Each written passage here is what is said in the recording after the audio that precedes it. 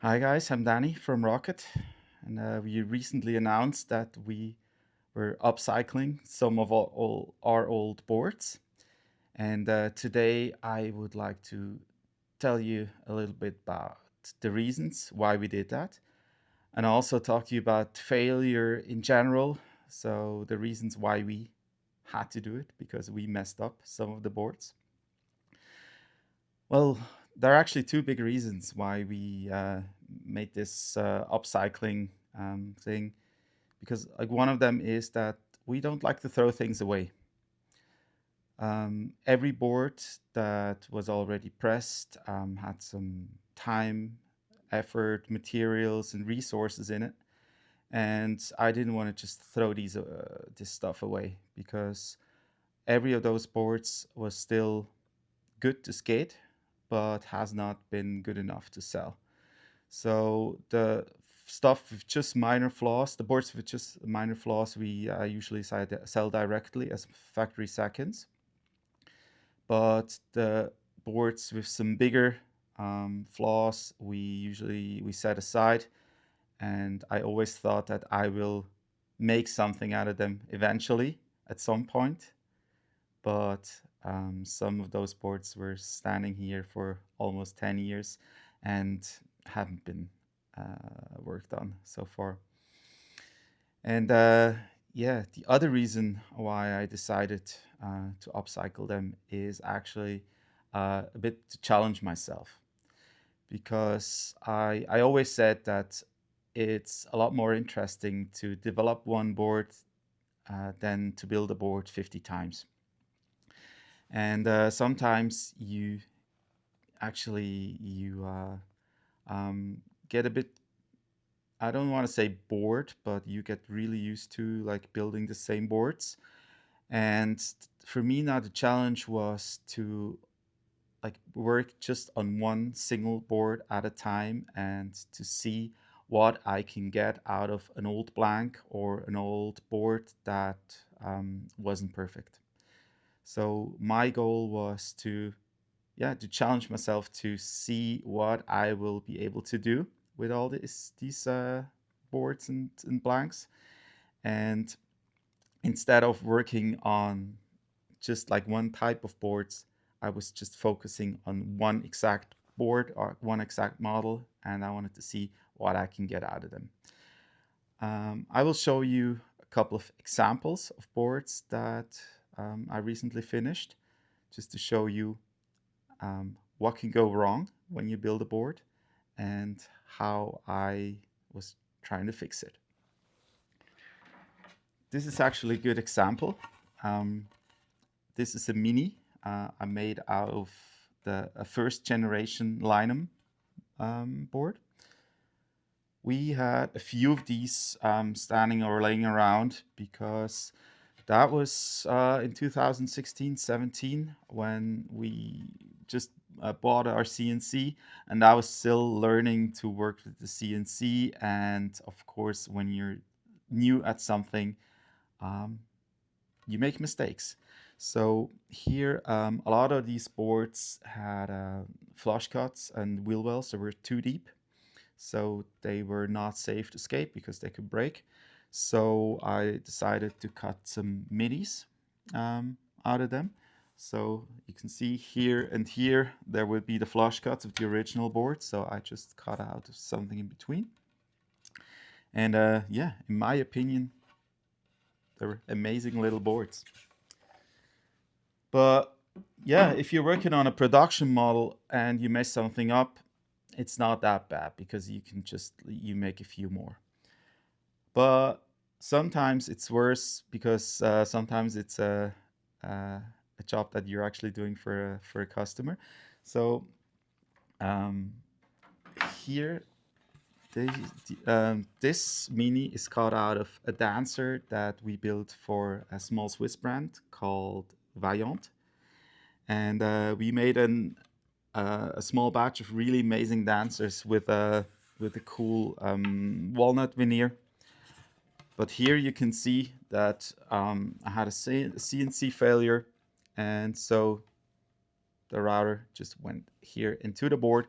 But I thought instead of trying to hide it, I was actually trying to highlight it with that orange epoxy, because in my opinion, sometimes when you make mistakes, this is absolutely normal, and you don't have to hide them. Actually, you can be proud of them. Make a cool mini with an orange highlight. Um, Same category but different. This is also this is a second generation Linum, and here I'm not sure if you can see it in the camera. You can see some hollow parts of the hollow core, because sometimes my brain reminds me of an exam I failed in 6th grade, but doesn't I don't remember that these boards actually had a hollow core. So I was milling directly into these hollow cores.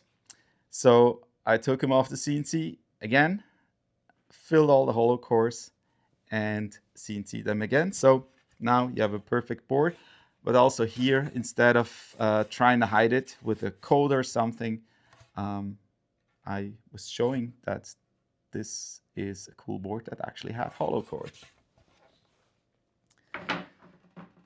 But sometimes it's actually it's not your fault that you mess something up with the, for example, with a board like here.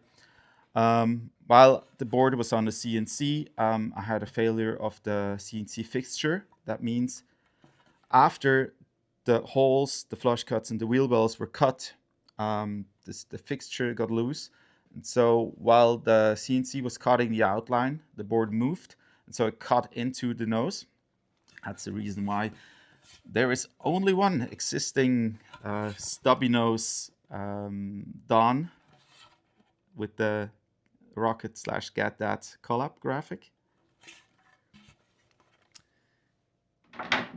And here is a good example of what happens when you're in a rush.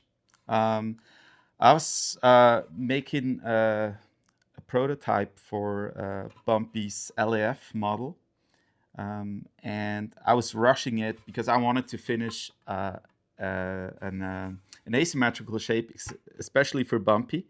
And so I was just drawing the outlines for the urethane rails and making them. I was pouring the urethane, and then I pressed the board. And only when I was milling the board on a CNC, I realized, damn, there's something wrong, because the urethane is not where it's supposed to be.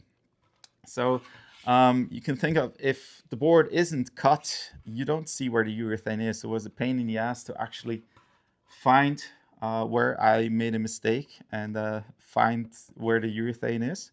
But I did it. And so this is only 7.9 inches wide. I'm not sure if we'll find somebody who wants a 7.89 inch wide Excalibur, but I don't know. For me, that was definitely a challenge to finish it, and I'm super happy I made it. But sometimes when you mess something up, you can actually create something absolutely gorgeous. Here, this is a Rhino, and I was making some tests with different fiber layup. So that was a red dyed glass fiber that I used on top, but it didn't really bond correctly. So I was able to tear off the ABS layer, and part of these fibers came off. But now you can see that this created this beautiful optic that is actually not really possible to create again. So it is just like a really unique board that only exists once, but in my opinion, it's absolutely beautiful. Yeah, so you can see it is absolutely normal that you mess something up.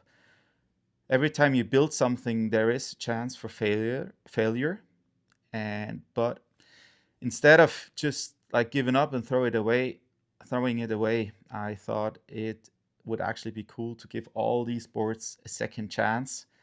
And in my opinion, all the boards that will go online soon, they all have something special in it because they are not serial made boards. These are unique pieces with unique shapes, unique specs, and all of them have something beautiful in them because of their uniqueness, and also because usually I was trying not to hide all the faults.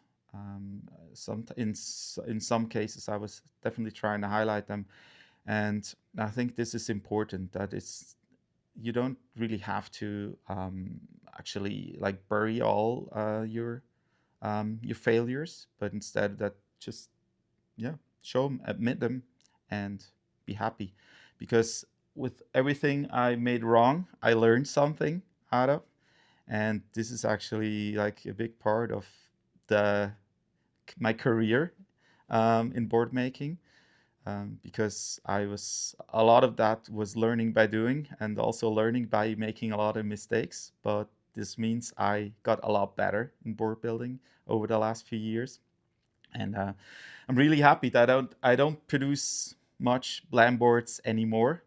But yeah, so some of the old ones, they are available on the website soon, and I really hope you like them.